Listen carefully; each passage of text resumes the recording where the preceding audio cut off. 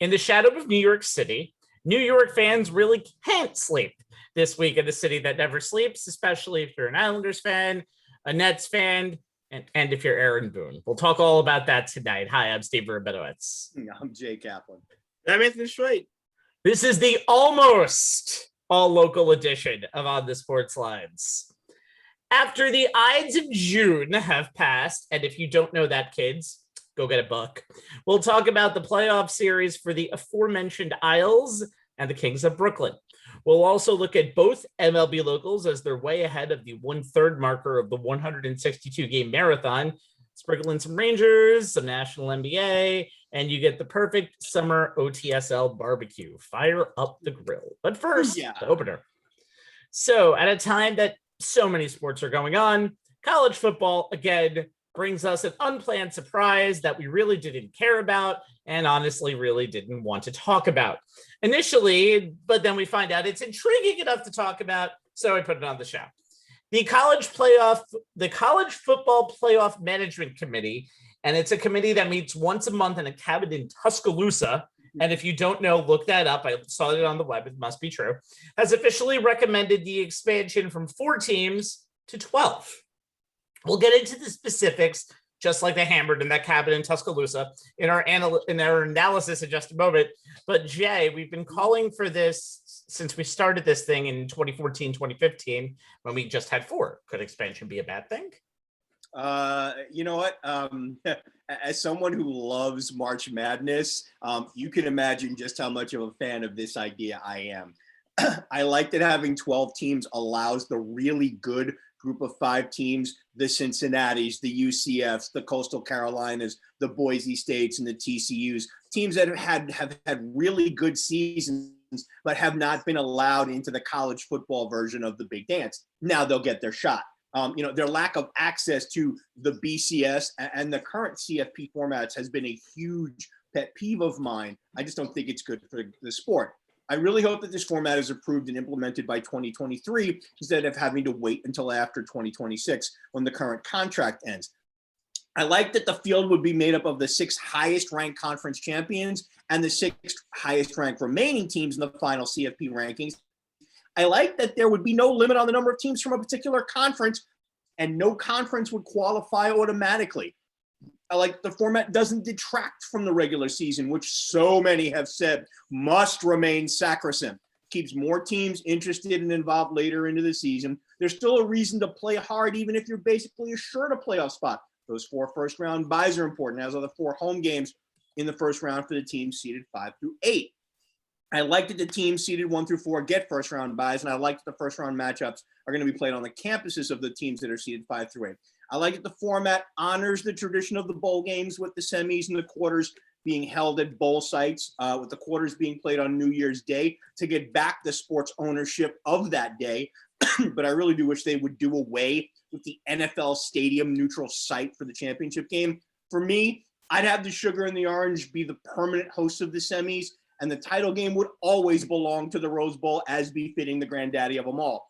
No change in the current format would be perfect, but this version gives just about every conference what they wanted out of any change. Think about it, guys. The Pac-12, the Big 12, and the Group of 5 got what they needed, and that was to ensure that any change to the format included automatic bids for conference champs, and with this format, we get 6 of them. The fact that the format doesn't specify that 5 of those 6 will go to the Power 5 league champs is a huge win for the Group of 5. The SEC got what it wanted to ensure that any new format, allowed for at least as many at-large berths as the current format does. Current format has 4. This one has 6, which means the SEC thinks it might get 7 teams into the playoffs at some point. We'll see how that shakes out.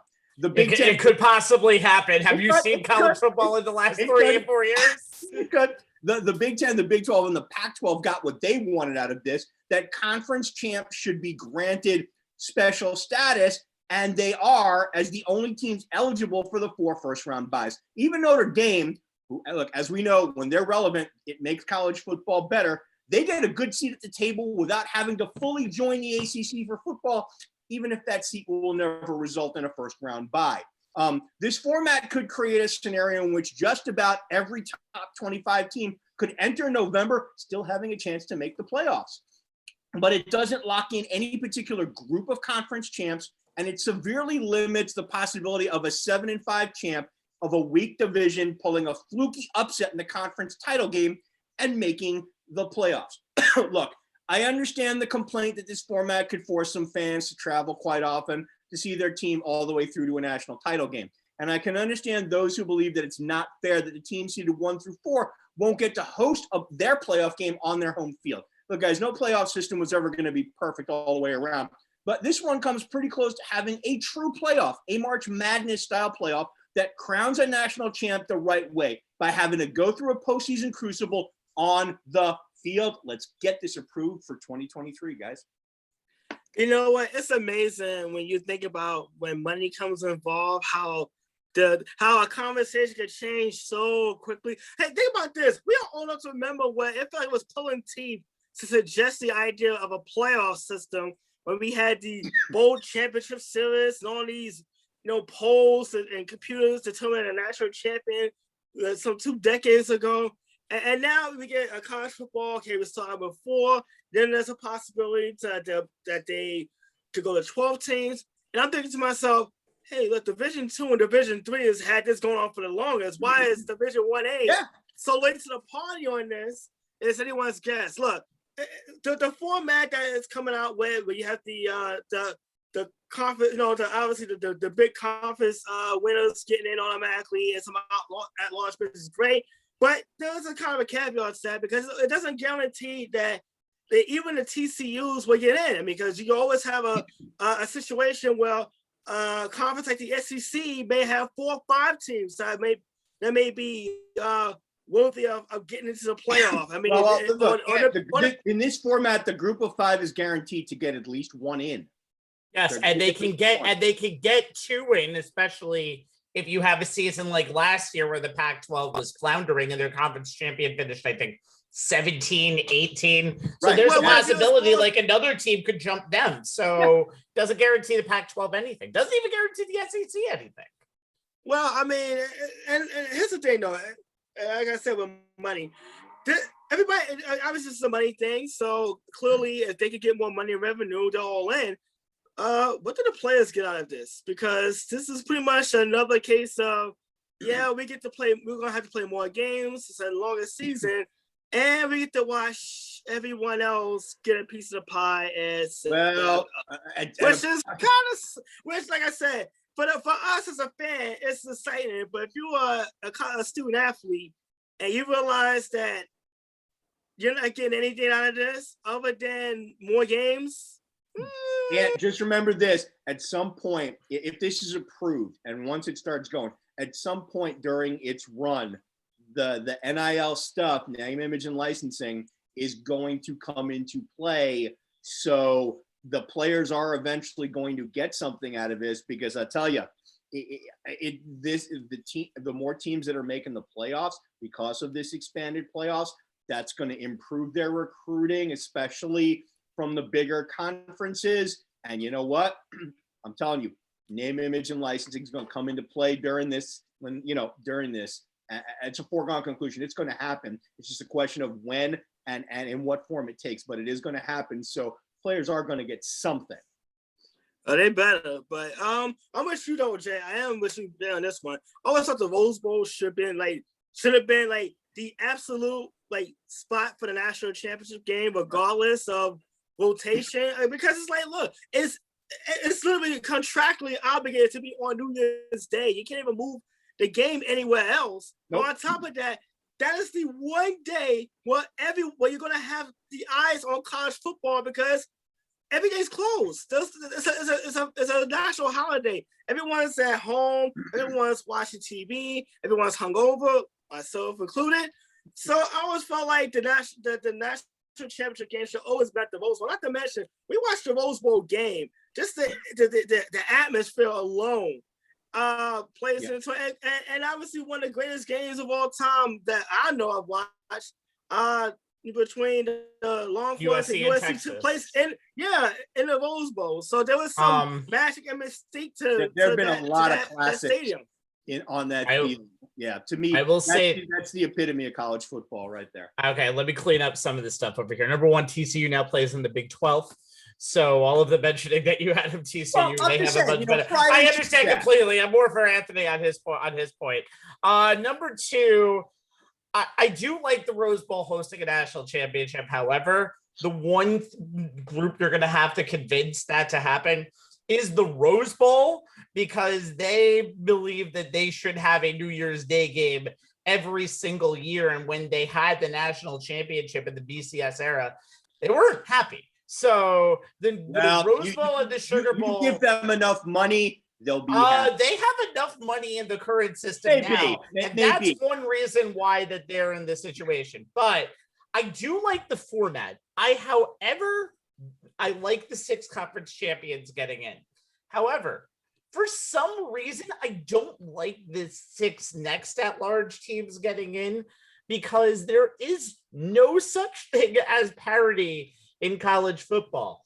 Team number 34 in college basketball, someone that would be on the 6 or 7 line or in 7 to 8 line, could easily win a national championship. I would bet to you that team number 10 in college football has a very little chance of winning a national championship. Well, and Rabbi, think about it. The more teams that are in, the more chances you have for upsets. No, that is absolutely true. And I also do agree that I want to see a system where the conference champions get rewarded. I would rather go 8. And I don't want to, and even though me, Mr. SEC lover, a person who thinks the SEC is easily the best conference, I don't want to see 5 SEC teams in the playoff. That's stupid. And honestly, remember, we have such and I'm going to say this very nicely, arbitrary system of selecting these teams, that there's a very good possibility that we could get at least 3 to 4 SEC teams in the college football playoff. And I don't know if that's a great thing. Well, like I said in my angle, Rabbi, the SEC wasn't going to agree to a plan where the number of at-large bids was less than it is now. And if you did 8, that would have meant 5 plus 3 or potentially 6 plus 2. And they weren't. Yeah, because they can have all 4. They can have all 4 of them. So look, as much as we may hate them, and as much as they may be to some people, other than you, the evil empire of college football, they're what they want, unfortunately, for good or bad, matters. Of course they do. In terms of how things are done. So, look, we all know. Look, in the short term, is it possible that yes, the SEC is gonna dominate this new format? But look, we all know college football is cyclical. You never know. There's going to come a point where the SEC is not as dominant as they are now. There were plenty of years prior to this century where they were not. And I know. I completely understand. The Pac-12 was, or someone else was, the Big 12, back before they were the Big 12. So look, as much as it's there, what they want now, that may turn around and benefit other leagues somewhere down the road. All right, we have to move on. We have to move on, Anthony. We have to move on, and we're going to move on to hockey. All right. So Jay has done a lot of this with basketball. I'm going to do this and actually give Long Island its proper due. Let's take our cars down to Southern State, take exit 22 up to the Meadowbrook, then take M4. You're going to head towards north, I think, not south, or west, not east, and you'll find Nassau Coliseum, currently home to the Stanley Cup semifinal between the New York Islanders and the Tampa Bay Lightning. Series was tied at 1 going into the night. Islanders winning game 1. Lightning coming back and firing on all cylinders in game 2. And game 3 is currently 2-1 Lightning right now, little before midway in the third period, 14:40 left. But even after tonight, we still got some time left, regardless of if it's 2-1 Islanders or 2-1 Lightning. So let's preview the rest of this bad boy. Anthony, what are you watching with this Islanders roster, and what will be at least the next 2 games after this? Well, going back to the first 2 games, and first of all, some of us don't drive, okay? I take the Long Island Road to Hempstead Branch and take the Hofstra Blue Beetle, all right? That's how I save time and money. You can take the Hofstra Blue Beetle all we want, but we have to let us know that we have people who drive over here. Jay has a car. Okay. I have a car. So you're 2-1. You're out of luck here. No, what I'm looking for right now is the Islanders get back to the disciplined hockey. I mean, we saw it in game 1. when they were able to implement their physical style, but stay disciplined at the same time. I mean, I look at the line of color block. Suzuki and Matt Martin kind of setting the tone early on with being physical and getting some hits in. And it did kind of slow Tampa Bay down. And when the Islanders are able to slow the game down to their pace, and when they're able to pick and choose and take away 2/3 of the ice, that's actually their biggest strength. And with this Lightning, with all the firepower they have, you have to kind of slow the tempo down completely. You can't we saw what happened in the Carolina series. You don't want to get into a shootout with this team whatsoever, but you have to stay disciplined. That discipline went out the window in game 2. There's just some bad penalties. Varlamov was phenomenal in game 2. He's keeping the Islanders in the game with all the opportunities that the Lightning had. They did get a power play goal, but you can't take bad penalties against this team. They'll make you pay for it. Game 3 tonight, the Islanders got caught in a line change, and it created an odd man rush in which Tampa Bay was able to score on. And just before the end of the second period, they took a bad penalty as well. Adam Pelech impeded a guy nowhere near the play. That's our power play. They scored just a second afterwards. But Strasser said it. When all 4 of his lines are playing well, the Islanders succeed. And in that second game in the loss, that was not the case. They need that more than anything because, like I said, they're down 2 right now, plenty of time left. The Islanders, they're not an up-tempo team. And this is where they get themselves in trouble, on the ice. And also Matthew Barzal. I mean, he was phenomenal in the Boston series. It's been great. The last several games, it's 10 points total. I'm looking for him to do something big, even tonight on game 4. They're going to need him because they finally got him going. They're going to need some to generate some opportunities. He had one early on and didn't quite work out. So I'm keeping an eye on getting out to stay disciplined, keep themselves out of penalty blocks, but also try to stay physical and pick and choose the opportunities. They're actually right now out shooting Tampa Bay, so that's kind of a surprise. Well, they outshot him also in game 1. I do think one thing that the Islanders do really well is you notice how you say in basketball, defend without fouling. Mm-hmm. You can cross-check without penalties. That's something that you can do, and the Islanders have been doing very well. But in game 2, the Lightning pissed them off, and it kind of got them off the wrong foot. Jay, you know numbers very well. Let's stat crunch this semifinal rematch. Yeah. I'm coming into this series just like I did coming into the 2020 edition of this matchup. I'm focused on the special teams. The Islanders, or as Bruins coach Bruce Cassidy called them, the New York Saints, baby. They are the least penalized team and are going against one of the best teams with the man advantage in the defending champion Lightning.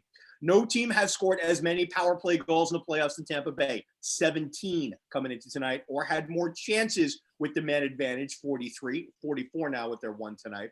Only Colorado has a higher conversion rate than the Lightning's 39.5% coming into tonight. On the flip side, the Islanders have been shorthanded 33 times so far in this playoffs. That's the 5th most.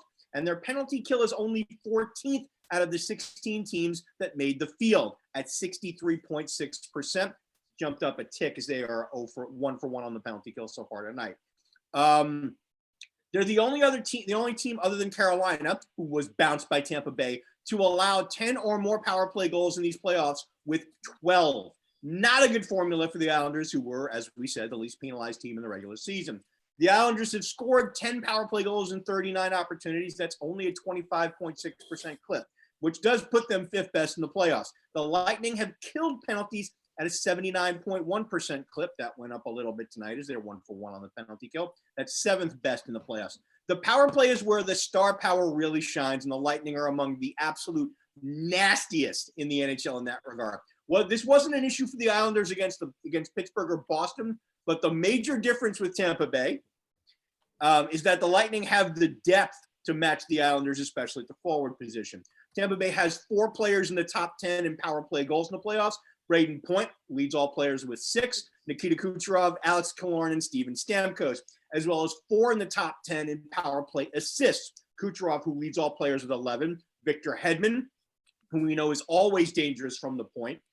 Stamkos, and Killorn. The Islanders have one player in the top 10 in power play goals, Anthony Beauvillier with 2, and no one in the top 10 in assists on the power play. Things are never simple in the chase for Lord Stanley's Chalice. Contractual obligation met. But for this series, it pretty much is. The Islanders need to stay out of the penalty box, and the Lightning need to take advantage of every time they can. So far tonight, both teams are 0 for 1 on the power play, which means they're each 1 for 1 on the penalty kill. But the power play did lead to a goal, to one of Tampa Bay's goals tonight, as they scored 1 second after it ended. So we'll be monitoring this, these numbers for the rest of the series, because I do think the series will hinge on which team plays to its strength on the special team. Hey, quick question. And obviously you watched the series, and you mentioned the goalies and obviously the last show we did. So far, which one has stood out? Because Varlamov has given Islanders every opportunity to stay in games, but I'm not seeing them really get the opportunities or generate enough of them. No. And also, I've seen that for more often than not, games 2 especially, too much of the players been on this side of the ice, and the Nelson Bailey line giving up 2 goals. That's not a good thing. No, it's not. I mean, and the thing is that I think that Varlamov has less margin for error than his opposite number goes. And y'all help me with the pronunciation of this dude's name, please. Vasilevsky. Andre Vasilevsky. Thank you.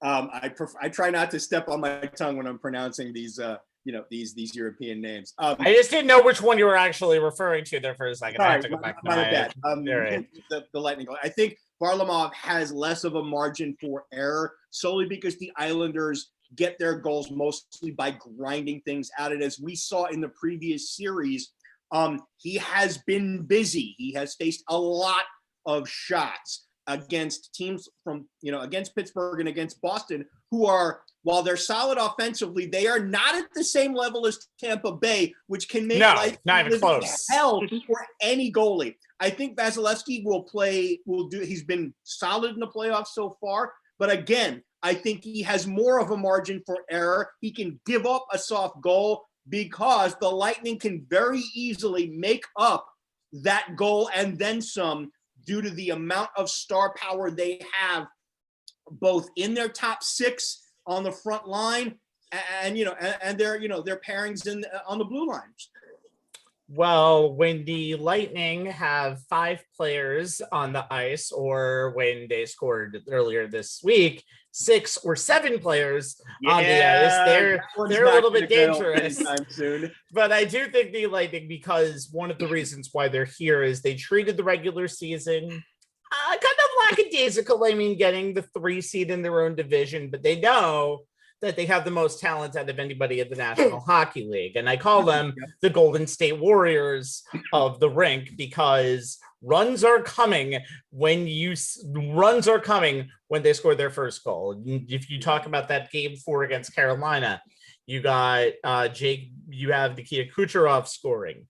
Then very quickly after, Tyler Johnston, then Steven Stamkos. All of them are dangerous, even in 5-on-5 situations, let alone 5-on-4. And then you look at game 2. This was a 2-1 game for most of the game until Varlamov had to go out with an injury. Now, Sorokin is a damn good goalie, but unfortunately, sometimes this is not a good situation to put your goalie in against this team. And third period, 2:16 and Ruda scores, 9:17 and Hedman scores in the power play.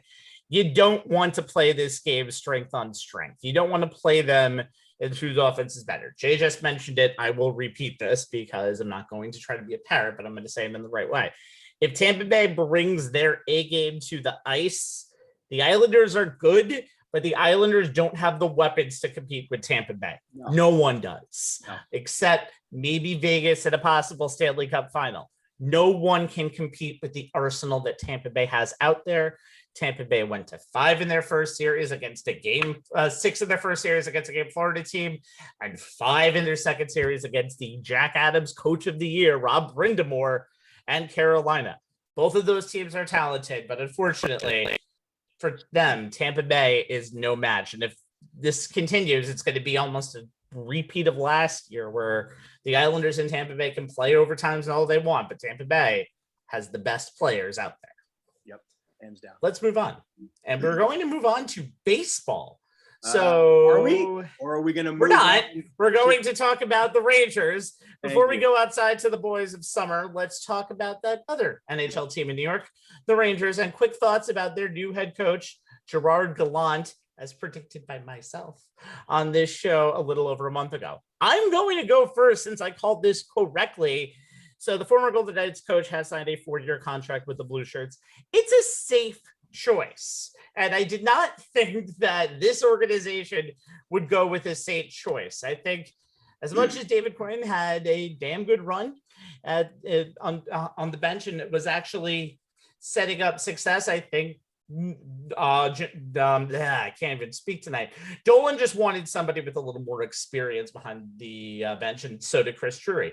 Yes, I understand that's maybe not the way to go, and we'll talk about that in a second, but with his stints with the Panthers, the Blue Jackets, and obviously with the Golden Knights, bringing them from expansion to the Stanley Cup Finals in just over a year, I think this is a fine hire. I think that, again, he may have more of a, not a lackadaisical style, but more of a easygoing style than somebody like a Quinn would have had if he stayed around, or even John Tortorella. I know you were kind of being a little tongue-in-cheek when talking about it last time, but obviously nobody is as brash as that. And even Patrick Waugh, who Anthony mentioned, that's still somebody who is a disciplinarian. Don't know if Gallant is a disciplinarian, but I think he brings a lot of experience to the local area, and I like this hire. I think if you were going to go with a safe choice and not go outside the circle of experienced coaches,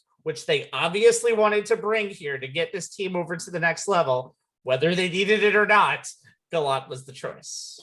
Yeah, obviously I had a chance to see the Golden Knights when Gallant was coaching the team, and you know what? It's a safe bet. It's a safe pick, but it's a good pick for the Rangers. I mean, you get the team they have. It's a young core. They haven't won a playoff game since 2017, and you kind of need. I think like I said, we would go back to the incident with Boston, and I think the Rangers needed a tough-minded coach that's going to really get on the young players to be more of a discipline than Quinn was in that locker room. So it comes with pedigree. Obviously, like the Golden Knights in the Stanley Cup Final, led Team Canada to the 2021 IIHF World Championship title. And he's a Jack Adams Award winner for Coach of the Year. So he comes with credibility, as Pat Riley said once upon a time when the Knicks brought him in as head coach. But I think the Rangers look at this hire as, okay, we need somebody that can still get the best and develop the young players, but make them more into taking the next step as far as maybe making the playoffs, maybe winning the playoff series and kind of going from there. The job he did with a first-year franchise, literally, that was several months old when they played their first game, and to take them to the Stanley Cup Final, is still one of the more remarkable coaching jobs you'll find in sports. So I think it's a good hire. I'm interested to see how he is going to use the young players, because in Vegas, he has some offensive weapons to choose from. He'll have some with the Rangers as well, but also they need a little more focus on defense. The Rangers one of the worst defensive teams the last couple of years. So, and he's got a couple of young goalies to help out as far as protecting the front of the net. So it's going to be an interesting training camp when it starts back up again, and we'll see how it goes. But hopefully, Dolan stays out of the way. It kind of goes back to focusing on the Knicks a little bit if you're a Rangers fan. No, please don't. Please don't. It's inevitable. All right, so the rabbi has broken his arm, patting himself on the back for calling this. I think it's the right choice. I just said I called it. I don't do what you two do and mention to me every single time how I'm right after every point. Rabbi, I'm allowing you your credit because of the innumerable times you've been wrong Many, and I'm not ashamed to admit that. So I'm, you get to pat yourself, break your arm, patting yourself on the back. Anthony just extolled Gallant's tenure in Vegas. So I'm going to look at the things we should be concerned about with Gallant, as well as what he's going to be tasked with improving. Here are some things concerned that like people around the NHL have said about him. According to one former NHL coach, Gallant's X's and O's not really his strong suit. Another league source said he sticks to his guns and philosophies. He has a reputation of stubbornness to outside influences he disagrees with. One of the leading criticisms of Gallant has been his unwillingness to adapt to the changing game and accept a more data-driven approach. League sources confirmed that this was an internal issue in both Florida and Vegas. He's in favor of having a Tom Wilson type, an enforcer with skills, which it should be noted that a large and very vocal portion of Ranger fans have absolutely hated having a guy like that on the team. Players like Tanner Glass, Cody McLeod, and Michael Haley, even if their teammates love having them around for protection. Makes sense that Gallant would be in favor of this. It's the type of player he was. He was a fighter, often in double digits in majors per season for fighting. Even while playing in Detroit's top six in terms of their forward lines and producing plenty of offense. Here's another thing. Changing the makeup of this team to fit the mold of teams that Gallant had in Vegas may not be what's best for the continuing development of one of the youngest teams in the NHL. That said, here are the things, here's what he's going to be tasked with improving. 1, 5-on-5 offense. In other words, getting them to play more like the Islanders, if you will, who the conspiracy theorists allege are the reason James Dolan threw a temper tantrum and demanded that everyone get fired. Hey, Jimmy, the Islanders are a pain in the ass matchup for teams much better than your Rangers, as the playoffs are proving. So getting upset that the Blue Shirts couldn't beat the team from the Island is just plain stupid. But then again, it's very you. The Rangers ranked 8th in the NHL with 2.6 goals scored per 60 minutes. But they did so relying on finishing talent and not the offensive production that results in sustainable scoring. The Rangers were a bottom 10 team in shot generation at 5-on-5. Look, there are some teams that intentionally emphasize quality over quantity, but the Rangers struggle to generate offense in the scoring areas. Their expected goal generation, which can be used as a proxy for shot quality and does account for rushes, was 11% below the league average. The Rangers do have some elite talent and have the potential for more depending on the continued development of their young players. So the roster strength and the ability of that talent to finish at the net bodes well for a more multi-dimensional offensive attack with some adjustments to their approach to get them to the point where they generate shots on goal at a league average rate like, Gallant's teams in Florida did.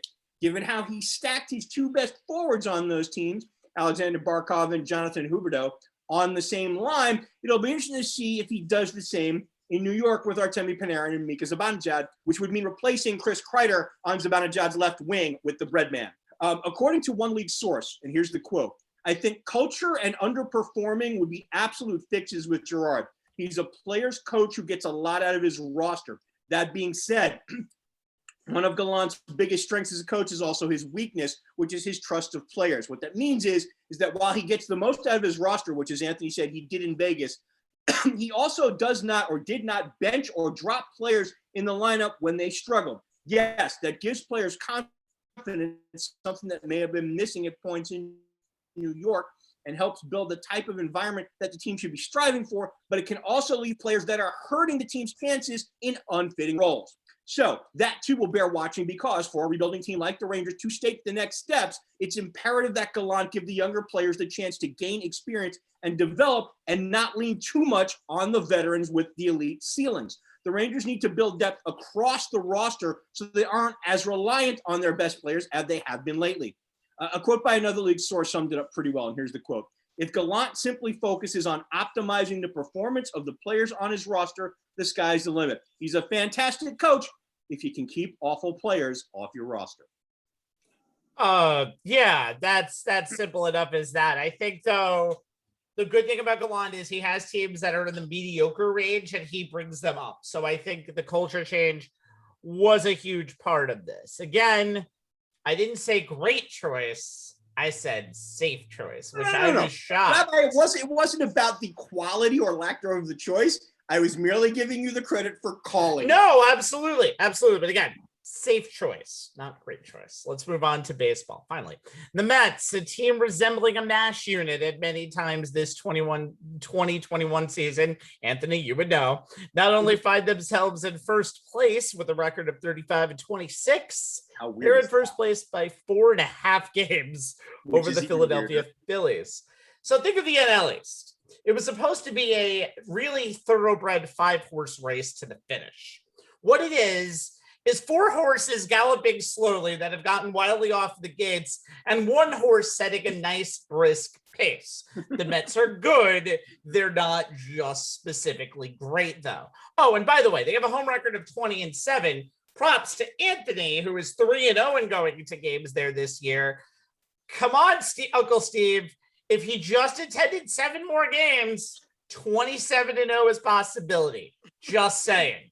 Let's go a little spaghetti western. Good, bad, and ugly. Joyful J, the good, please. Well, I mean, come on. Here's the captain obvious choice, and it's a no-brainer. It's Jacob deGrom.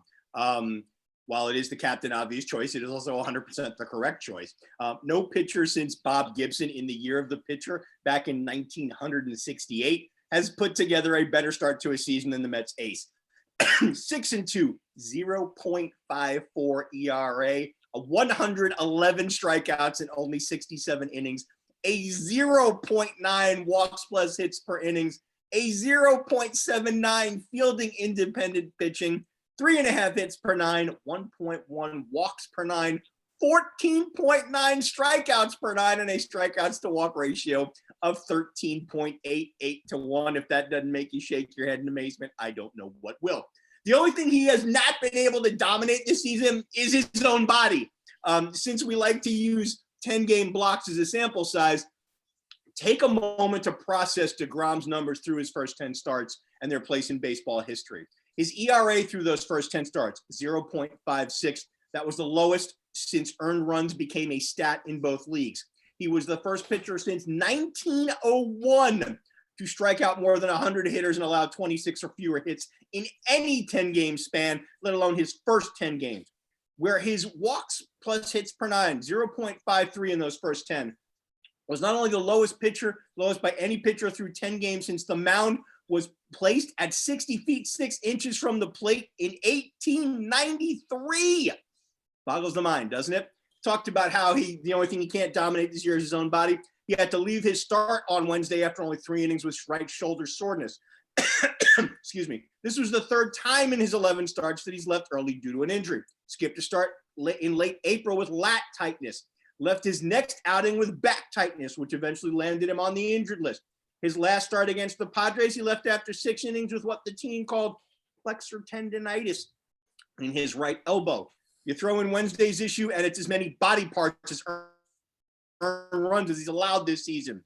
Here's another thing that's made this season of his even crazier. Jacob deGrom is 11 for 23 at the plate. That's a .423 batting average with 6 RBIs and 4 runs scored. That means he's driven in more runs with his bat than he's allowed with his arm, and he scored exactly as many runs with his legs as he's allowed with his arm. Can you imagine how much crazier his season already would be if he could just stay off the injured list? Who knows how crazy it'll end up being.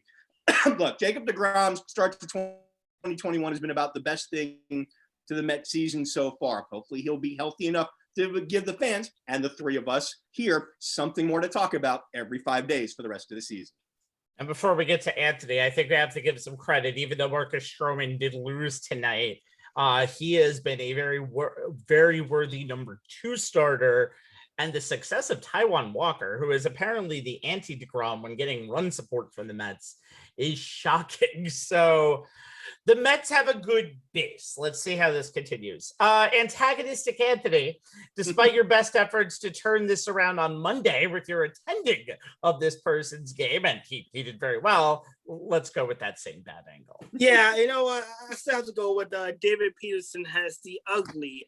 And you look at the back end of the rotation, and the Mets is pretty much when they get past Taijuan Walker and Stroman, they're pretty much in bullpen situation. And David Peterson has not helped us on calls. I mean, and I'll get to Monday night, obviously. He was supposed to 11 starts this year. He was 1-5 with a 6.32 ERA.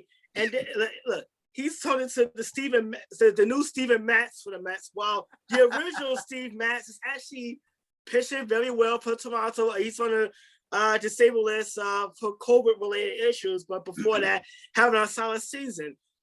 He's 7-3 currently now, by the way. He's been very well. But here's the thing with Peterson. It's not the fact that he's struggled. It's the fact that he has literally been lit up in a couple of his starts. 2 in particular.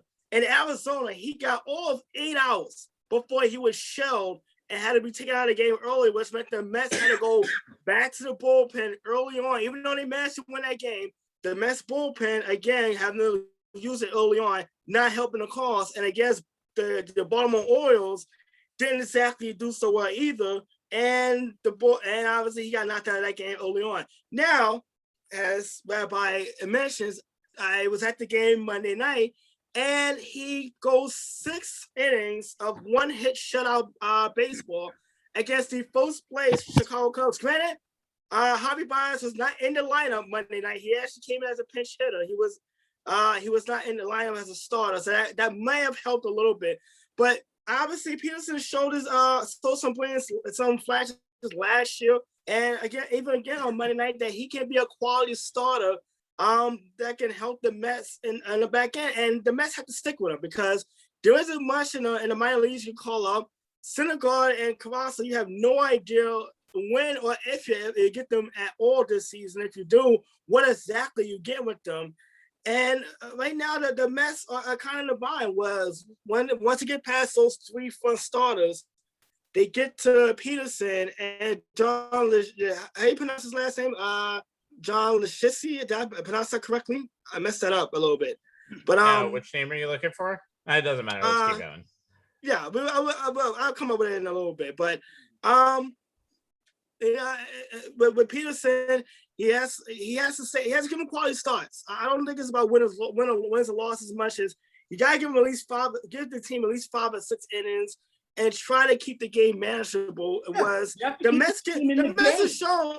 Yeah, the Mets can show that they can score runs. I mean, like I said, a couple of the games I have attended has been where the Mets have done the exact opposite of what they were doing prior to me showing up. I go to a game against Atlanta where they couldn't score runs, and they hit 5 home runs in that Saturday night game. And then I go to a game where Peterson has struggled, and he looks like Johan Santana for 6 innings. So, the Mets just need some quality starts out of him, and that's pretty much what it's all about. Give him 5, give him 6 innings. Try to keep the opponent under 3 runs if it's possible. Try to avoid the big inning, which has been a big problem for him, even going back to last year. And the Mets are hoping that he could get back to the pitcher that they thought they were getting when they drafted him in 2017, and the one that showed up Monday night, and not the one that showed up in Arizona and Chase Field and in Camden Yards a few weeks ago. Okay, you're going to kill me, Anthony, but I'm going to give props to because I have the ugly, and I would give props to somebody who has been a leader of the ugly in recent years. Edwin Diaz is having a damn good season, by the way. He has 14 saves already for them. Had a slow start to the year, but right now he's been pretty good. And the bullpen has not been a weakness so far for the New York Mets. So we'll see how that goes on. However, he's had a lot better of May over the last 15 games going into last week. Francisco Lindor, of course, who I'm talking about, had a line of 281, 349, 526, 6 RBIs, and 6 runs scored, and even got a nice little ovation when he hit a big home run against San Diego last Saturday. However, take a look at the April numbers for a second. 189, 299, 243, 11 strikeouts, 14 hits. This is not a guy who struggles at all in his entire career. Look at his batting average in the regular season from his 2015 rookie season. 313, 2015, 301, 2016, 273, 2017, a little below 277, 284. And right now it's at 217. He had a 1-hit series versus Chicago, but Imagine what it was going into this game. He has not hit. His average has not even gotten anywhere near 250 this entire season. The last time he was at 250, April 5th. So you give Francisco Lindor this huge contract right before the season begins, and he struggled mightily. Hopefully for him, his presence in the locker room though has been huge. I know the whole argument about the raccoon or the mouse or the rat in the dugout, which turned into something that ended up being really funny with Jeff McNeil. I don't know what the future holds for Francisco Lindor in year one with the Mets, but if he can continue to not be frazzled by the big lights of New York, he might have a decent season. However, you can already say this year has been a disappointment because he's not going to get to the numbers that he was with in Cleveland in the last few years. No way. You know what's so funny? It's been a bit of a bad trend with the Mets and handing out these big contracts to certain players. I looked at it when they did it with Bobby Bonilla, and he struggled mightily his full season with the Mets, only hit 19 home runs and hit well below 300. And I remember in 2005 when they gave Carlos Beltran a big contract, and he struggled his full season with the Mets. So now with Lindor, maybe it's the pressure of being in the Big Apple and trying to play up to that contract that seems to catch up to these players at some point. Look, Lindor has been sensational on the field. He's been the Lindor that they wanted as a fielder. It's the offensive side of things. Well, he has not lived up to the expectations. And for what it's worth, when you have Pete Alonso hitting behind you, you should be seeing, you would think you'd be able to take advantage of getting better pitches because you don't want, obviously, to put a guy on base and Pete Alonso's right behind you in the lineup.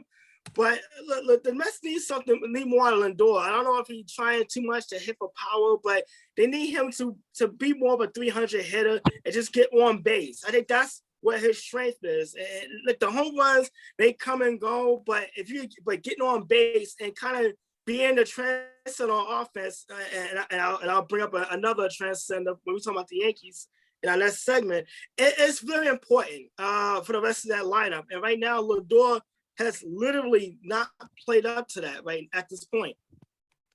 All right, guys, let's move on to the New York Yankees. Although, immediately you realize I wrote this on Monday because the now 36-32 New York Yankees and the team that's about to sweep Jay Kaplan's pick to watch this year in the AL East being the Toronto/Buffalo Blue Jays. Going into this week, they've been floundering for most of the season, but small patches have come up, like this week in Buffalo after a 2-game sweep in Philadelphia and losing the final game of the Minnesota series. We'll get to all of their problems in a second, but going into this week, it just pains me to see that the S word has been talked about with this team, and it really makes me sick. Relax. I meant sellers at the trade deadline. What did you think I was about to say? Jay, find a silver lining for me. In what's been a disappointing start to the season by a team that many, including yours truly, picked to be the class of the AL East, there are really only two choices for the good, the Clint Eastwood role, if you will, in this spaghetti Western. Garrett Cole or Aaron Judge. And considering it's the offense that's been struggling the most this season, a Grand Canyon-esque understatement, I know, I went with Judge. The Yankee right fielder has been the only consistent hitter in what was supposed to be a lineup that was, that we thought was going to destroy pitching on a daily basis with a long ball hitting attack that would live up to their Bronx Bombers nickname. Judge's 282, 379, 515 slash line leads the team in all three categories, as does his 15 homers and 35 RBI. While his 36 runs scored is tied with DJ LeMahieu for the team lead coming into tonight. Giancarlo Stanton has been healthy.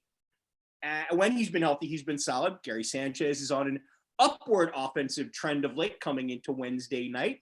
He had hit 245, 330, 510 with an 840 OPS slash line with 7 home runs since the beginning of May. And he's had 4 multi-hit games, and he's hit 4 home runs, including a pinch hit homer Wednesday night since June 6th. But no other Yankee is hitting above 265, which was not expected this far into the season, especially from guys like LeMahieu and Gio Urshela, who both topped 300 in the last full season of 2019 and were way above it, DJ at 364, and almost at it, Gio at 298 in the shortened season. That was 2020. Team has been awful on the bases, awful with situational hitting, awful all the way around, and pretty much can't seem to score runs or just plain win unless Judge does damage. In the 34 wins Judge has been a part of, not counting tonight, his slash line is 336, 448, 639, with 11 of his 15 homers and 28 of his 35 RBI. In the 29 Yankee losses he's played in, Judge's slash line is 222, 294, 380 with only 4 dingers and 7 runs driven in. It's a little scary how much the Yankees are reliant on Judge having a good to great game to even have a chance to win. To say he could use a little help from his friends is, yes, another Grand Canyon-esque understatement. Though ironically enough, he's getting it tonight as the Yankees are about to beat Toronto. They're up 8-4 in the bottom of the ninth, with Judge only going 1 for 4. Stanton has a 2-run homer, as does Urshela, as they've gone combined 5 for 9 with 5 runs scored and 4 RBI.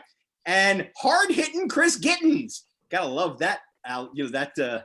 A recent acquisition. Every year. You don't have to agree with somebody. It's a thing. No. Rabbi, you don't have to agree with it or like it, but it's a thing. Let me finish my point, mister. Let me finish my point.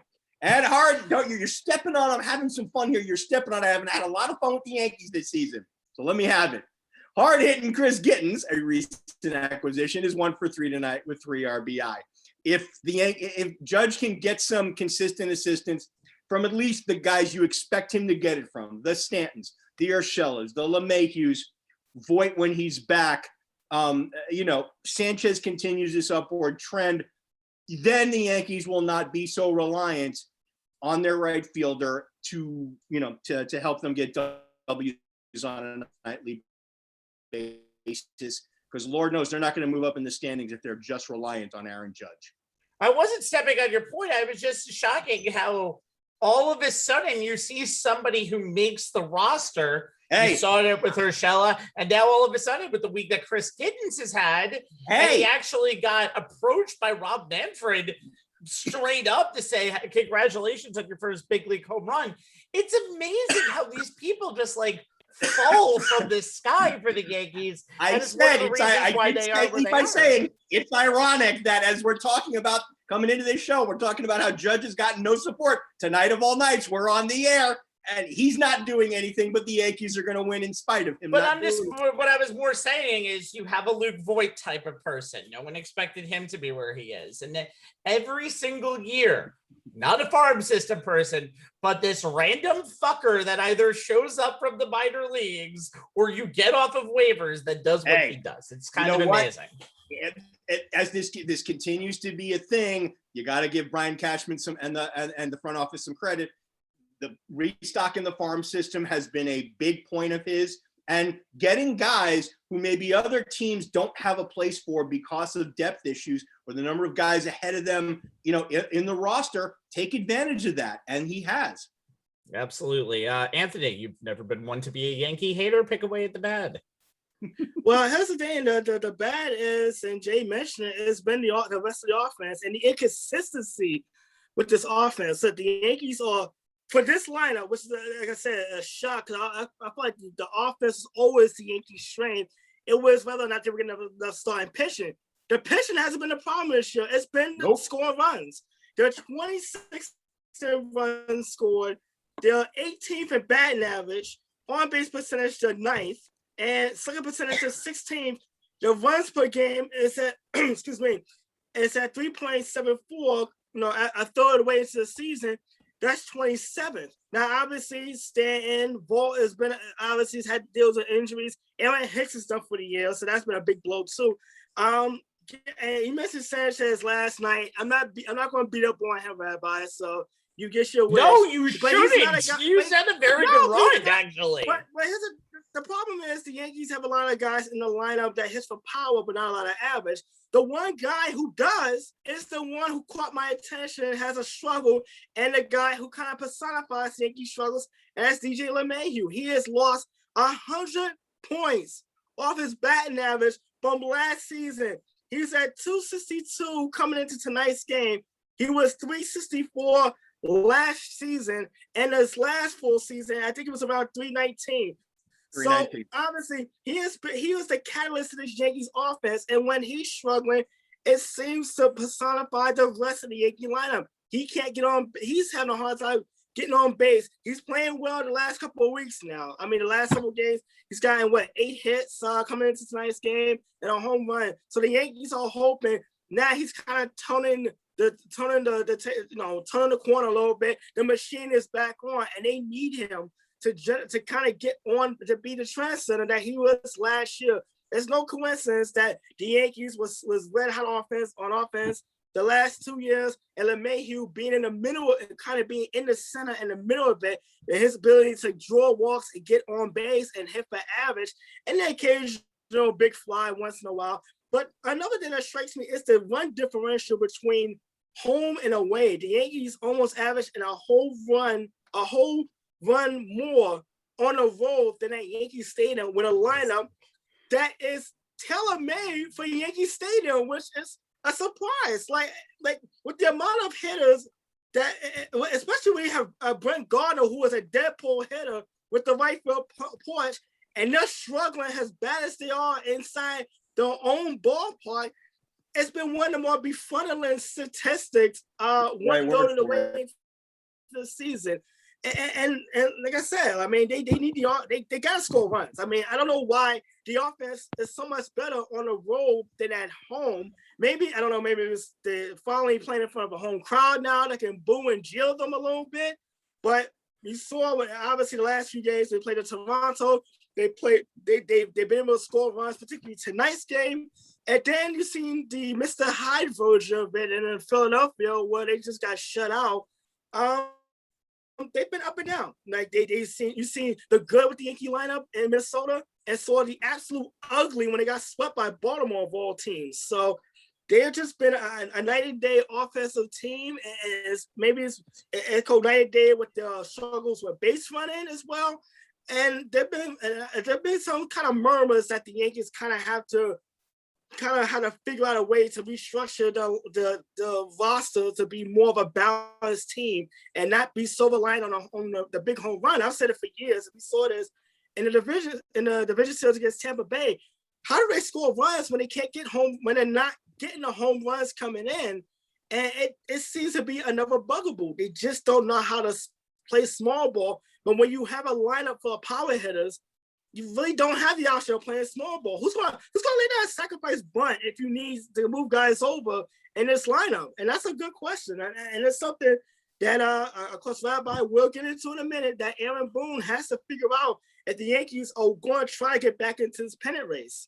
I want to mention something before we go, and I want to give Gary Sanchez props, who actually caught Garrett Cole last night for 2 innings, threw out Vlad Guerrero Jr. at third base as a tying run, and hit a home run off of the bench. He's been hitting .339 with 5 home runs and 11 RBIs in his last 15 games.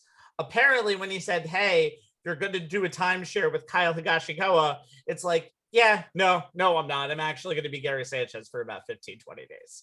Okay. As we can talk about, this team is just, I feel like, lost at a lot of times. The inconsistency of this team is just maddening to me. I was going to talk about every bad thing that Aaron Boone has done this year. This team cannot stay on the base paths for the life of them. Their situational hitting. I know we don't like the extra inning rule, but in the 10th inning, if you have a man on second, get that damn runner home so you at least have a chance to win. But I don't think this team would know a bunt if you spotted them to be the U in the end, and you had Tom Amansky's video about how to actually bunt showed to them a million times. That's not going to happen. However, the one thing that bothers me about Aaron Boone is his lack of fire. And we finally actually saw it on Sunday last week when somebody stupidly asked Aaron Boone, are you getting used to losing? And Aaron Boone basically said, F no. We're not getting used to losing. And this is the guy who I want. I want Savages in the box, Aaron Boone from 2019. That's the type of guy that I want as the manager. And then this is why Aaron Boone is his up and down. I think he is an interesting choice sometimes. his demeanor almost stays the same. Just look at the Boston Red Sox game. That was the third game of the 3-game sweep, and that very, very questionable strike call at the end of that game. Boone did nothing. And in fact, two base coaches got ejected from the game. And technically, a third one should have gotten ejected from the game because the manager threw out the wrong base coach. And all Aaron Boone was doing, like, is shrugging his shoulders and being like, what the hell is going on? Boone's not clueless, but I think Boone and this whole entire coaching staff just need to figure out what works right for them. That's all they need to do, because if they don't do that, you're going to have to be a 94-win team to even get a wild card spot. You're probably not catching the Rays. The Rays are right now the best team in baseball. And even though you've done better against them, the Rays just are consistent winners. You're not right now. So Aaron Boone better get his act together and get his team to resemble a team that sometimes doesn't look like a little league team on the bases, or he's not going to have a job in 2020. Hey, the irony is that Joe Girardi was fired because he was too over the top and too fiery. And Aaron Boone was brought in to be more of a mellow, even keel guy. Now this Yankee team actually needs someone to light a fire under the real ends, because they've been anything but savages in the box. And that's not just on offense. It's just like it has been the Yankee struggles has been one of the more unbelievable, mind-numbing things that has happened this season so far. And we're not even we're still a few weeks away from the All-Star break. So it's a lot of time for the Yankees to make up ground, but they got to get it together.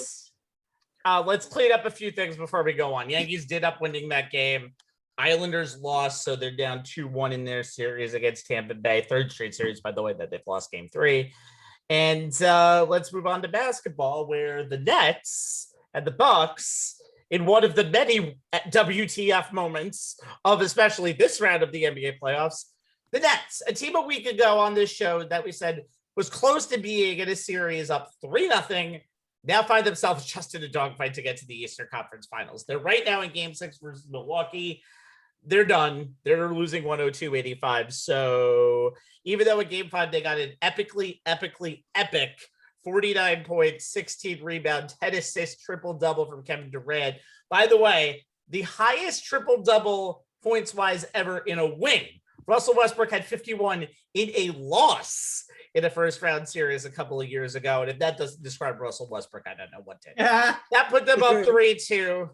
However, Durant can't do it all. And the Bucks look like they're going to get that win back in Game 6. And we're going back to Brooklyn for a Saturday night Game 7 with a whole lot of nail biting, a whole lot of jobs on the line, and a whole state of Wisconsin that might have a heart attack if the Bucks lose. I don't think anybody in New York really cares what Brooklyn is. The only people really that give a shit are the people at ABC who want them to make the NBA Finals. Mm-hmm. All right. So with all of that being said, let's get into this series, Anthony, starting with our player that we're looking at. Oh, well, I mean, you aforementioned Kevin Durant, and obviously I've been a bit of a Durant detractor in recent years. Yeah. No, of course. No, but you know what? Kevin Durant showed and reminded everyone why he is arguably top player in the game. I mean, the Nets needed him to carry them in Game 5, and he stepped up and did that and then some. Rooker Park, Kevin Durant showed up to the Barclays Center a couple of nights ago. 45 points. He's a first player in history to reach 45 plus points, 15 plus rebounds, 10 plus assists in a playoff game, according to the Atlantic, which is for us a very reliable source. But you can think of it like this: he played all 48 minutes, and that's something that you wonder if he even took a couple of minutes to rest if the Nets do win that game. I mean, because he had to play all 48 minutes. He did everything. He scored an assist on 43 of the Nets' final 52 points in that game to complete that 17-point comeback. He scored 20 of his points in the fourth quarter alone, and he wasn't alone, and he got some help from a very unlikely source, and a former Seattle Supersonic and himself, with Jeff Green, scored 27 points, including his best Steve Kerr impersonation and hitting 7 of 8 from 3-pointers. Look, with Kevin Durant, you know what you're going to get. You know who he is. But it's going to come down to it, and obviously this has become now a preview of what can we look for in Game 7. Kevin Durant needs help because James Harden was pretty much a statue in Game 5. He didn't really do much coming off that hamstring. Tonight, he looked a little more like himself. I think he's getting his rhythm back, so that's going to help the Nets whole essentially. And Jay, maybe it'll help me when you bring up your point. Have you seen Joe Harris since Game 2 of this series? Because I think somebody's out there named Joe Harris. I don't know. Harris being maybe you know what? I need to clean my glasses. Maybe I don't know. But Joe Harris has been really MIA for the Brooklyn Nets, and that's been a very big thing. And Blake Griffin he's had his good games, his bad games. Like I said, we know what to get to Kevin Durant, and now we're going to have to see if he can carry them one more time in a Game 7 this weekend. Well, I'm looking at where's the help going to come from? Because you can't expect Jeff Green, who scored what? Let me see Jeff Green's stats. 5 points tonight, 6 rebounds. On 2 and 9 shooting. You can't expect him to go 27 points again. And James Harden, you hope that he can get more of a rhythm and be more of the James Harden that we're used to seeing. Because Kevin Durant, he played 48 minutes, Game 5, 40 minutes tonight. You wonder if he's going to run out of gas in Game 7. I mean, that's a lot of minutes in 2 games. And will he have enough in the tank to get the Nets to the conference finals? And that series is now literally about to end up at 3-3 because we're basically at 106-88. Or 104.89, but doesn't really matter. Oh, okay, I'm a little. Doesn't really matter. It's 104.89. The Durant 32. It is about to go double zeros on the clock. Durant 32 tonight. Harden had a very good first half. I don't think he scored a point in the second half. Durant minus 25, Harris minus 25, Harden minus 19. This is just. I'll talk about the Bucks side of this for a second, but Jay, let's talk about the aforementioned Joe Harris. Well, I got a bunch of stat tidbits for you gentlemen. As you know, the Nets attempted to close out the Bucks in Game 6 tonight, which has not happened. Did not happen. But when you write, I wrote this before the game started, so bear with me as I adjust from future tense to present tense here. I found this tidbit from ESPN very interesting in light of how we bashed Mike Budenholzer for playing KD with a single defender one-on-one. PJ Tucker was the primary defender on Durant for 9 minutes and 19 seconds in Game 5. That's 61% of Durant's offensive matchup time. He only allowed 13 points, which was 26.5% of Durant's total, and he forced 2 turnovers. Brook Lopez, on the other hand, in just 40 seconds of matchup time, 4.3%, as the primary defender, allowed Durant to score 12 points on 5 of 5 shooting. In 40 seconds. Here's another interesting stat. Giannis was KD's primary defender in Game 5 for only 2 field goal attempts, and he has not been KD's primary defender in the fourth quarter of any game in this series. We'll check the numbers after tonight once they're in the books. Giannis was named to the NBA's all-defensive first team, yet Budenholzer has not really put him on KD to any legitimate extent, as the Nets forward is 7-11 against the Greek Freak overall in this series. Bit of a head-scratcher in terms of trying to shut down a guy who's lighting you up for 33.6 points per game, which leads me to another KD-centric stat specific to this game as the Nets were attempting to close out the series tonight. In 30 career closeout games prior to tonight, Durant was 20-10 and averaged 40-plus minutes, 31 points per game, a little under 8 boards, and a little over 4 assists. He shot it, at 49.6 from the floor, 37.4 from 3, and 90% from the stripe. 1 50-point closeout game, 4 40-plus point closeout games, and 17 closeout games with 30 or more.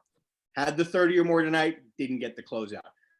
The Nets are shooting 37% from 3 in this series coming into tonight, despite the fact that the aforementioned Joe Harris, the NBA's best sniper, who led the league at 45% from beyond the arc this season, it was only 12 of 36 from 3 in this series, a paltry 33% coming into tonight. Went 1 for 4 tonight from deep.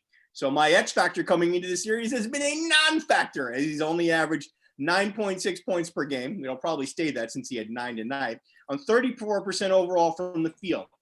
So why are the Nets doing better from beyond the arc, at least before tonight anyway? Well, KD, Kyrie, and Blake Griffin, the only other Nets with at least 24 attempted triples, are shooting it at 37.5% clip. It also helps that Landry Shamet was knocking them down at a little under 43%, and Mike James is at 38.5. Tonight, they were at 38.9% from deep in the first half, but it dropped to around 30% at the end of the game. The other thing I was watching tonight was how the Bucks would shoot from three. They were just 20 of 88. That's 22.7% in the first 3 games of the series combined from beyond the arc. But over the past 2 games, 4 and 5, they seem to get better from finding their 3-point shot. They made 16 threes on 34% shooting in the win in game 4. And then they went 13 of 32, which is 40.6% in game 5, which was only the 7th time in 31 games this season, including the regular season, the playoffs, that the Bucks lost when shooting at least 40% from beyond the arc. They went 24 and 7. Tonight, they were a little under 28% in the first half, but barely got above 21% as the game ended. And as always, one thing, everybody, we talk about Giannis and Durant ad nauseum, as we should, but the supporting cast are the ones that I keep an eye on. James Harden, Rabbi talked about him. He finished with 16 points on 5 of 9 from the floor, 3 of 6 from deep, 3 of 5 from the stripe, 7 assists. Look, much better than he looked in game 5, guys. We will say that. Is he 100%? Probably not, and he probably won't be until the year is over. The hamstrings only improve with rest. Blake Griffin, a guy that Rabbi has been looking at all season since he came over. He had 12 points and 6 rebounds tonight, including one ridiculous putback, one-handed putback on an offensive rebound in between 2 guys. So I like what I'm seeing from him. He's been solid. For Milwaukee, it's guys like Chris Middleton. He showed up big tonight. 35 points on 10 of 15 from the floor, 5 of 8 from 3, 11 of 12 from the line, 10 rebounds, 5 assists. Drew Holiday, 21 points, 8 rebounds, and 5 assists tonight, despite struggling from the floor. He was only 8 of 21 overall and 1 of 10 from 3. Jeff Green, not so much an X factor tonight after 27 points in game 5. He only went for 5 points on 2 of 9, 1 of 4 from deep, 6 boards. Brook Lopez is a guy, who flies under the radar with all, these big names in Milwaukee, but he's key to their defense and their ability to win points in the paint. He only had 8 points and 5 rebounds tonight, but he had 5 blocks. Milwaukee, while the game was still in contention midway through the third, they were up 46-34 in points in the paint. They finished 48-44 as the game ended, but then again, garbage time, you're going to see that shrink. So, these are all numbers to keep an eye on as we go into game 7. Rabbi, Sunday or game 7 or Saturday night? Saturday night. So, these are going to be the keys that we got to look at. How's each team going to do from downtown? Which X factors and which supporting cast member is going to step up in support of the A-list stars? And who's going to win the battle from beyond the arc? Who's going to win the battle, in the paint? And, is anybody going to be able to guard KD with any type of consistency? So far, the answer is by the way, Middleton, 38 points, 10 rebounds, 11 to 16. Okay. You know what? Since everybody said stats and I want to get through most of this show, I'm just going to give you one very quick stat. 0 of 0. What does 0 of 0 represent? Ooh, I can't wait to hear this one. Giannis's 3-point attempts tonight. He didn't attempt one all game. His shot selection has been horrible in a lot of these games, especially the games in Brooklyn. We know role players and stars will do better at home. It just makes sense. But Giannis should never be taking a 3 in his entire life. Giannis should never be initiating offense in his entire life. Giannis Antetokounmpo is a 5. Giannis is a 100% 5. You need to make him your center. You need to make sure he is taking every shot. You need to make sure he is, when healthy, Joel Embiid-like when he is taking his shot selection. He needs to be in the paint, and he needs to be in the paint all of the time. The Giannis that we saw tonight went for 30 and 17 and went 12 for 20 from the field. This is a guy, and obviously it helps when Middleton goes for 5 for 8 from 3 and gets 38. But Giannis is not one of the members of the big three. Giannis is the big one of this entire team, and this is going to be the guy that's going to bring them to the conference finals in Game 7. He needs to be better with his shot selection. The one thing that pisses me off, that will piss me off to no end, 149 left in that Game 5. Harden is on Giannis. Remember, Harden has basically no giddy up whatsoever. Anthony said everybody should be going at Harden. This is the chance for Giannis to make an easy move to the rim, or maybe someone goes to help him, and then he passes it out for an open three-pointer. We'll see what happens. No, Harden says, I got him, and Giannis takes a fucking fadeaway. You have to be ridiculously stupid or being coached by Mike Budenholzer to do that. Giannis, you are a star in this league.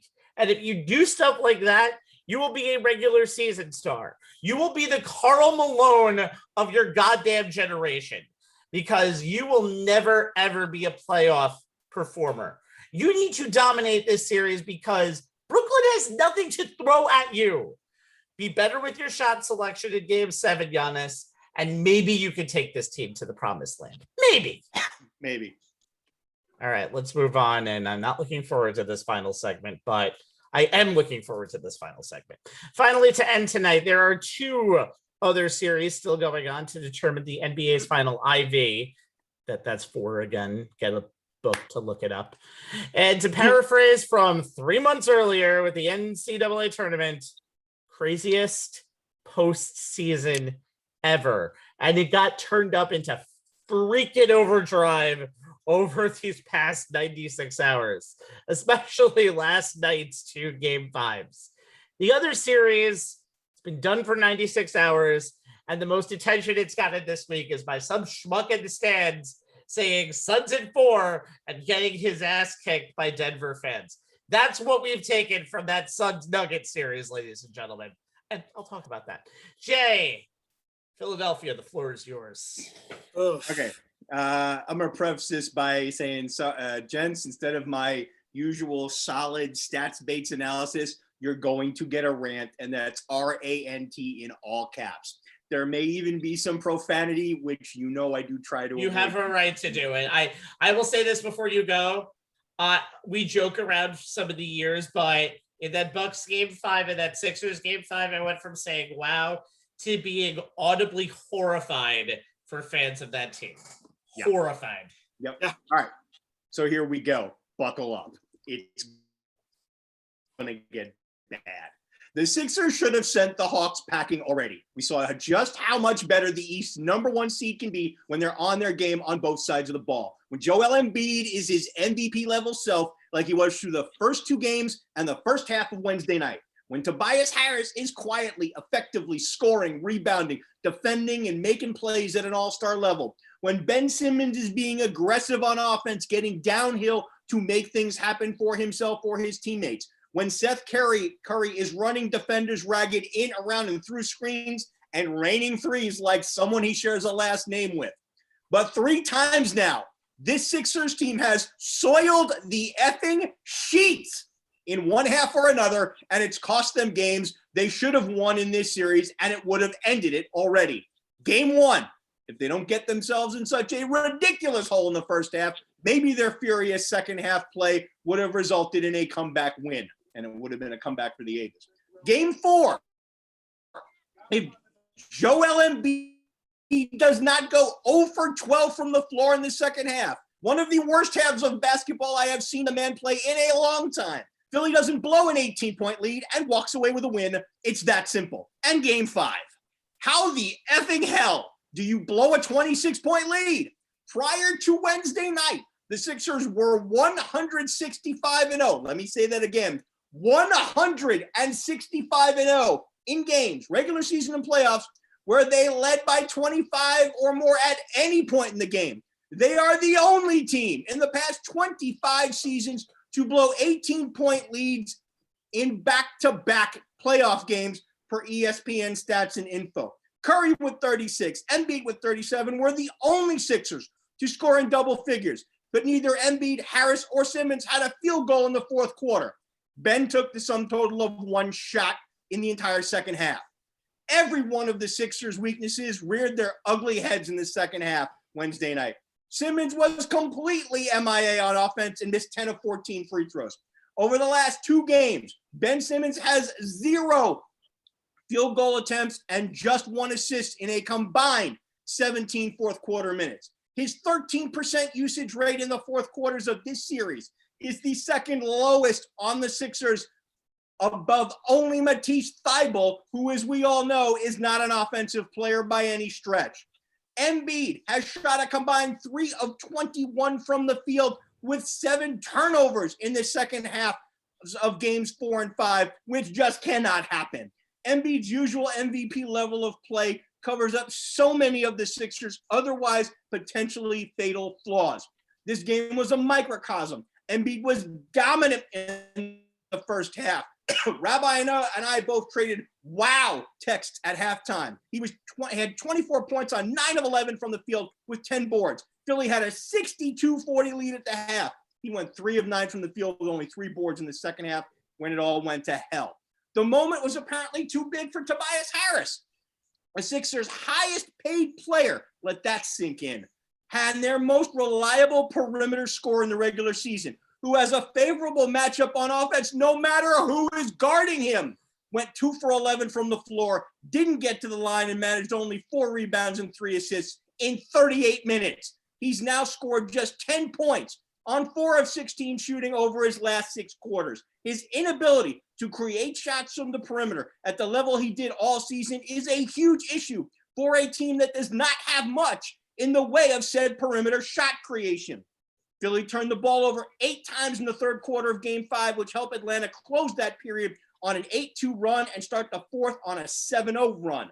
All of a sudden, it looked like a blowout, instead slowly morphed into a second consecutive devastating collapse, this one of historic proportions. The Sixers shot just 6 of 21 from the field for 23 points over the final 15 minutes and 19 seconds of the second half.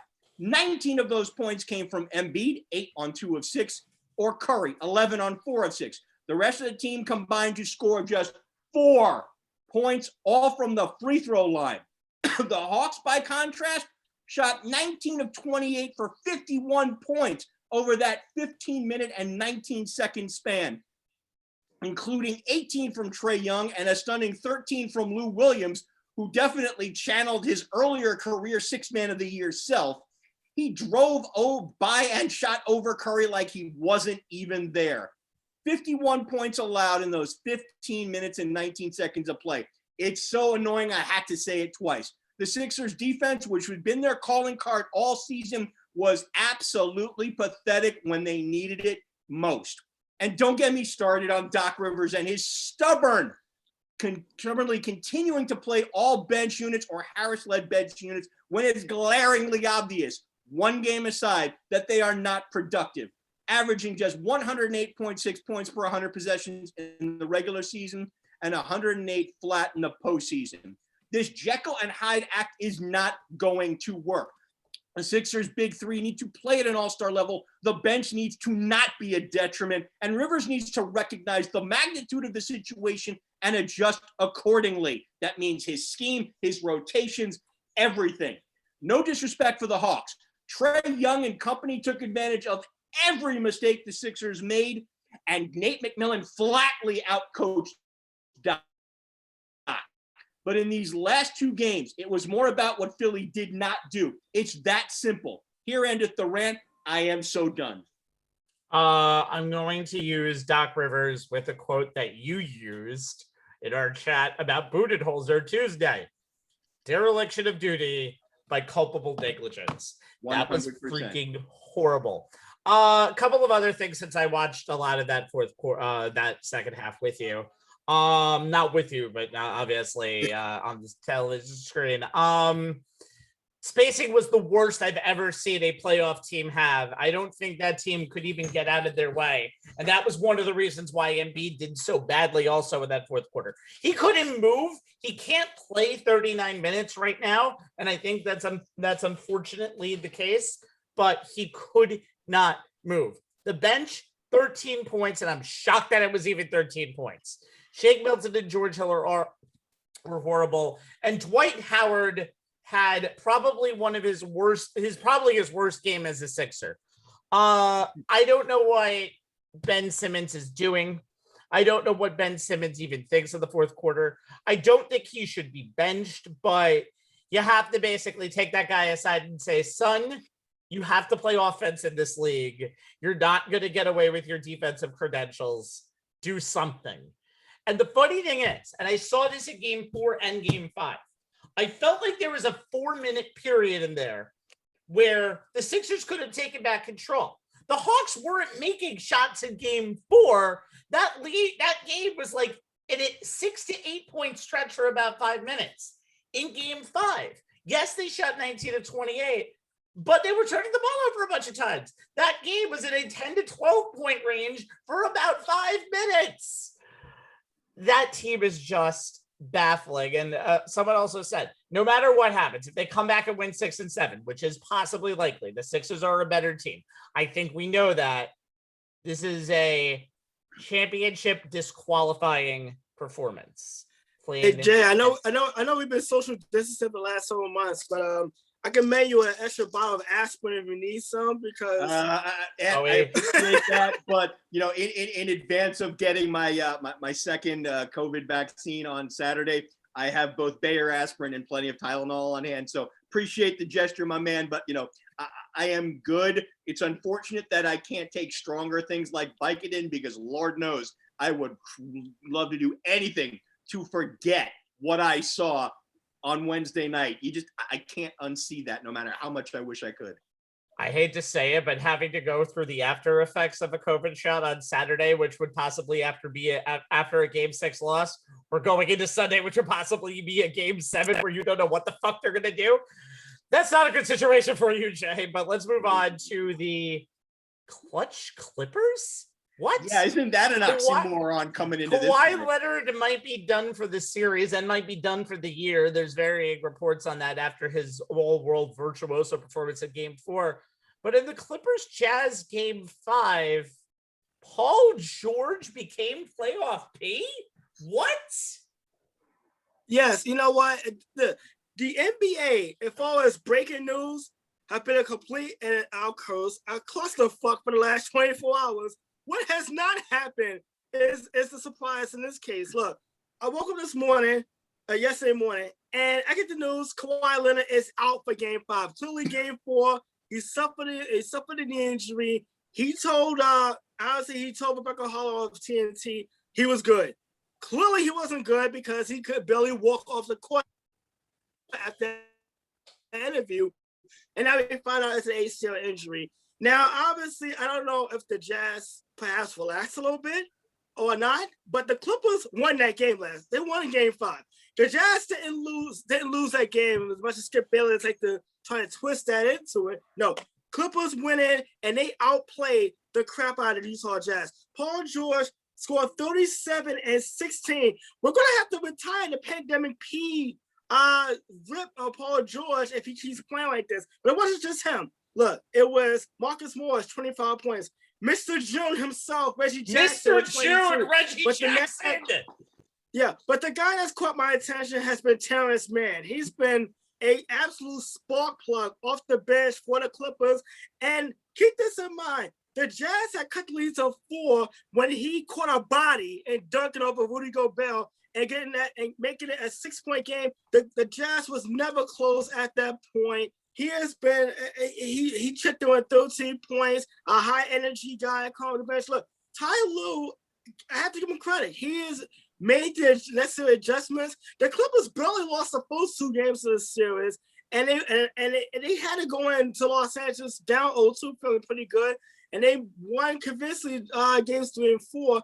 He's made the necessary adjustments. The Clippers' small lineup has negated Rudy Gobert because Gobert cannot defend the perimeter and leave the front of the net unprotected, which means the Clippers are also getting offensive rebounds and the loose balls, and that keeps Gobert's biggest strength away out of the game, which is his offensive rebounding. For the Utah Jazz, they miss Mike Conley badly in this series. Look, Donovan Mitchell has been sensational, but you gotta wonder how is that ankle feeling when he's only got 1 day of rest between games, and that ankle definitely got re-injured when he had the collision with Paul George at the end of game 2.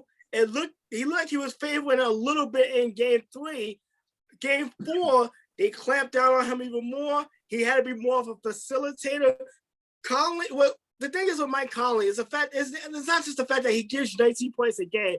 It's the fact that he can run the offense and allow Donovan Mitchell to be more of the finisher, the scorer, the guy who can run off those screens and get easier shots for himself. Not to mention he can open up things for everyone else when all the focus is on Donovan Mitchell. With Conley out of the equation, and there's a question mark if he'll be ready for game 6, it's all on Donovan Mitchell to be the scorer, the facilitator, the long-range threat. And obviously, he's being one. He's getting the scoring, but he's having a hard time being the other two. And you wonder how much of that ankle is slowing him up just so much. And also, the Clippers have kind of outshot the Utah Jazz. So the Jazz is one of the top 3-point shooting teams in the league. The Clippers were the top 3-point shooting team in the league. And that has showed. And I wonder if Utah, when they got the news of Kawhi Leonard being out for the remainder of this series, if they relax a little bit, which could have happened naturally, 32 points a game out of the lineup, you're feeling a great confidence about yourself, but Paul George in this series has been phenomenal. It's kind of been overshadowed by Kawhi a little bit, but he has become the Indiana Pacers version of Paul George that we saw several years ago that led the Pacers to back-to-back Eastern Conference final appearances. And he caught a body, famously catching a body with Birdman. We know about that. And social media never lets me hear the end of that as well. But they need more of that. They're going to need Paul George to continue to be that guy. And you know what? Maybe the blessing in disguise has been 2 days. Kawhi being injured because now Paul George can be the go-to guy in the score. He doesn't have to sit around and wait for his opportunities. And Serge Ibaka being hurt because the Clippers has had to play small with Zubac being the lone exception. And it actually has worked wonders, I guess, the Utah Jazz team where the defensive player of the year really is not much of a factor on both sides of the court because of it. Anthony, I had 2 observations coming out of that game.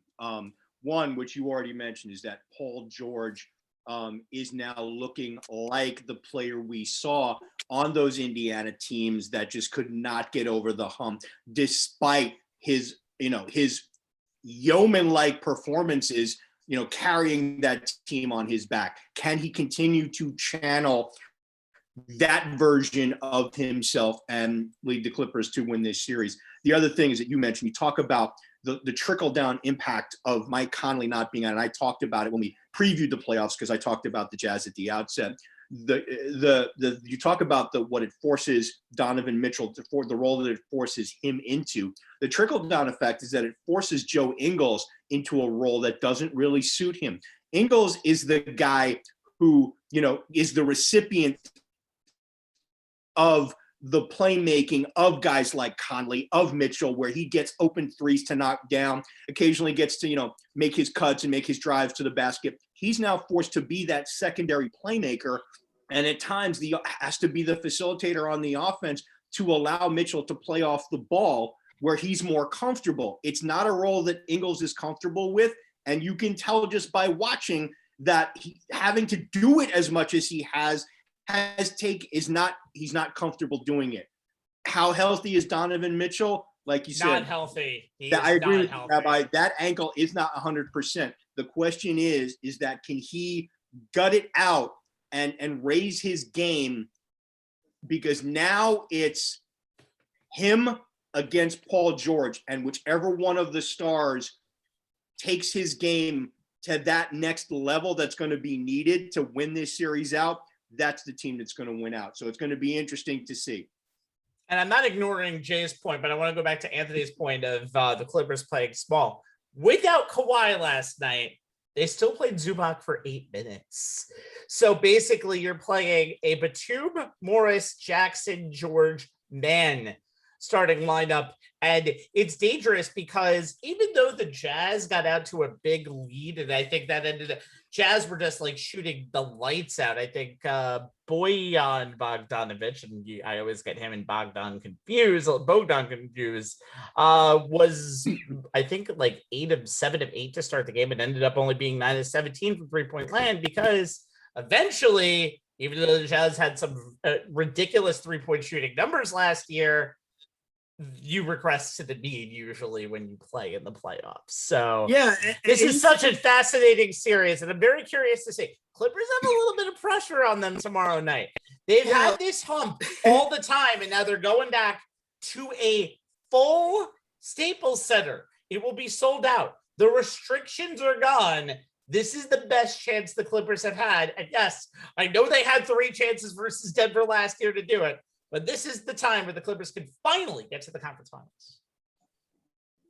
All right. And you mentioned, like I said, with Ingles and guys not being in roles they're not familiar with, you saw in the second half, the offense, that half court is still stagnant. And that plays right into the Clippers absolutely is. Switching style defense. Yep. Rabbi? I have to say, Tyler has done a much better job coaching in this playoffs than Doc Rivers.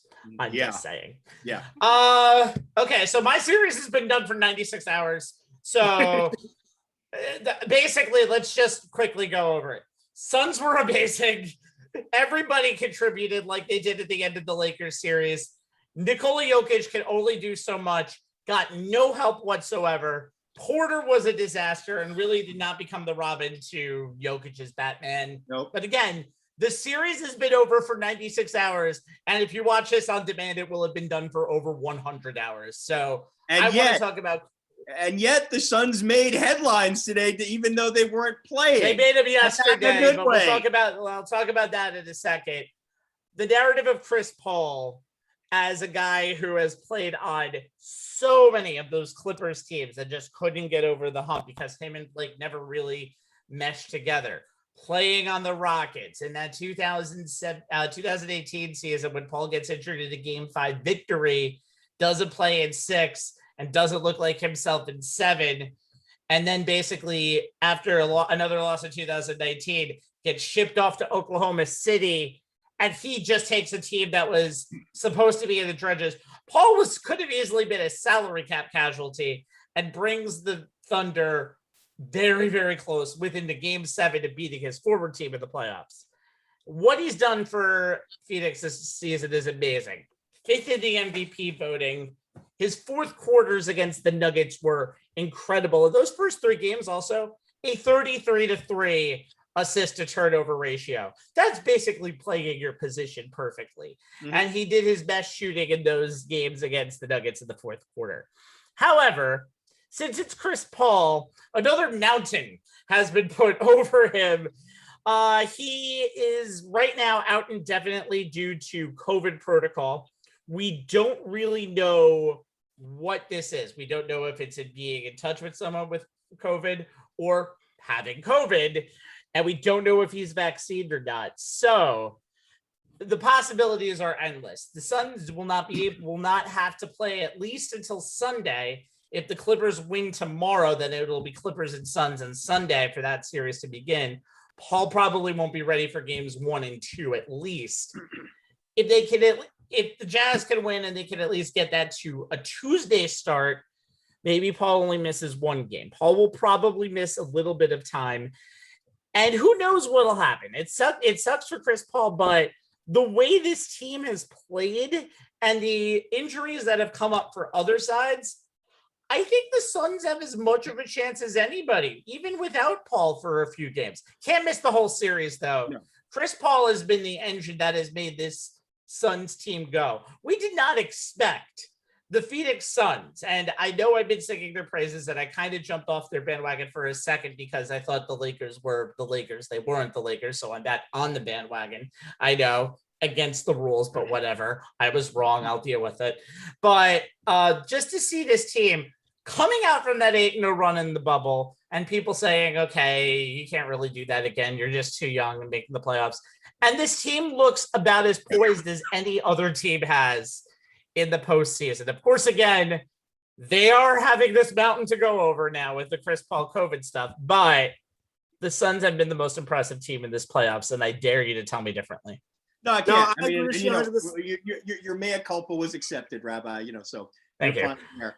And here's the thing: is there ever been a Hall of Fame level player in the time in which we've been doing this show that has been as snake bit at the wrong time in the playoffs as Chris Paul? I mean, you talk about the numbers and what he's done on the court. You cannot understate what his leadership, both on the court and in the locker room, has meant to this team. What his mentorship of the young guys, especially Booker, has meant to this team. The only positive or lack of negative with him potentially being out 1, potentially 2 games, hopefully no more than that, is that whoever they wind up playing is going to come at them not 100% either. If it's the Clippers minus Kawhi. If it's the Jazz, well, they're beaten up as well. No Connolly, and we know Mitchell's not 100% healthy. So it may not be as daunting for Phoenix in those first 2 games without Paul as it would be if Mitchell was healthy and Connolly was back, or if Kawhi and Paul George were both there for the Clippers. So it'll be interesting to see how that shakes out. And it's interesting that we really haven't gotten any, complete details on, what COVID protocol, this is. It'll be interesting to see if any of that information comes out whatsoever. At the end of the day, it doesn't matter. He's out just like, any other player with an injury. So it'll be interesting to see, how Phoenix adjusts while he's out. And they should consider themselves lucky that whoever they're facing will also not be a complete team. Yeah, and 2 days, number one. Monty Williams did a phenomenal job. Absolutely. I can't put enough praise on him. And I said earlier this year, I thought he was doing a great job, what he did with the bubble, and what he's done with Ayton and guys like Cameron Payne, just been sensational. But also, and I talk about, and I'll say this from my personal experience battling COVID, we don't know what's going on. I mean, that's the speculation, because it's just pretty much a question mark. Whether or not it's just a precautionary thing and a quarantine day, maybe he comes back for games 3 and 4 of the conference finals, because, NBA kind of spread out. He kind of stretched the conference final schedule out where teams have a couple of extra days off for traveling purposes. But we don't know if he's vaccinated or not. If he's not vaccinated and he tested positive, who knows? That's usually a 2 week. That's usually 2 weeks. Even the small minor miracle that he comes back at any point in the conference finals, if he's working his way back from COVID, and I can say from my personal experience, I saw it with Jason Tatum, Derrick Rose, Derek Schroeder. Your body is not the same when you're coming back from COVID. It is just complete. It's a complete shell of itself, and you because we don't know what's really going on. It's a huge cloud right now at a time where the Phoenix Suns have been like the fans this is the most excited they've been with this team in over a decade, and now Chris Paul has been a very snake-bitten player. We saw it in 2018 with the Rockets up 3-2 on the Warriors, and the hamstring issue came up again. He missed the final 2 games of that series. And now this, and it's terrible to see anybody go through this. Chris Paul has been a phenomenal player, a great ambassador to the game, a great representation to the Players Association. Remember, he was kind of the forefront of putting that bubble together to get last season done. And to see this happen is just so unfortunate. And I as a fan, and obviously someone who went through COVID personally, I hope it's nothing. I hope it's nothing outside of just precaution, and that he has to sit out a few games, and that he he and his loved ones are healthy. And that's pretty much the only thing I can say about that. As far as the Phoenix Suns, they're going to have to find a way to adjust. And we saw when Chris Paul was injured early on in the Lakers series that they had a hard time getting the offense together and facilitate for everyone else when Devin Booker had to be more than just a scorer. It's going to be interesting to see. I mean, and look, this finals, whoever wins this championship is definitely going to earn it because it's going to be a war of attrition. Who has the most healthiest bodies at the end of the day? Yeah, this is really the craziest postseason ever in the NBA, and the prospective favorites by many of Vegas could be out by Saturday night of the Nets. So, guys, enjoy the rest of the playoff madness, but get outside and enjoy this summer weather, as it will officially be summer when we talk to you next week. That is true. For joyful Jay Kaplan, antagonistic Anthony Strait, I'm soulless Stephen Rabinowitz. Who the hell wrote this? God damn it! Who did? YouTube.com/OnTheSportsLines if you want to see this show again or catch up on any of the ones you might have missed. For the liveage of this quagmire of sports, go to Facebook.com/OnTheSportsLines. And Jay, check us out on Twitter at ONTH Sportslines, where you will find a link to tonight's show, among other little sports tidbits that we feel compelled to put up there for your viewing and reading pleasure. Back next week for OTSL. Good night, everyone. Good night, everybody. Good night.